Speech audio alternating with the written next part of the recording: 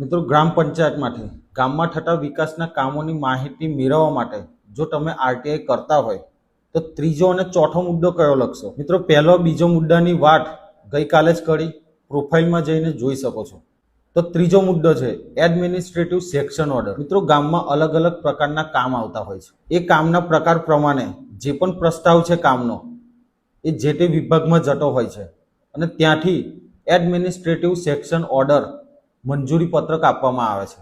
એના પરથી તમે જોઈ શકો કે કોણે મંજૂરી આપી છે, કામ ક્યારે કરવાની મંજૂરી આપી છે અને કેટલી રકમની મંજૂરી આપી છે એ આ નકલ પરથી જોઈ શકો છો.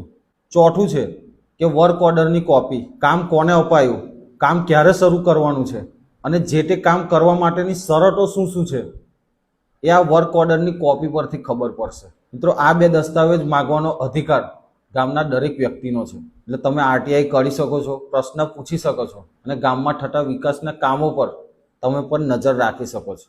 ધન્યવાદ. જય હિન્દ, જય ભારત.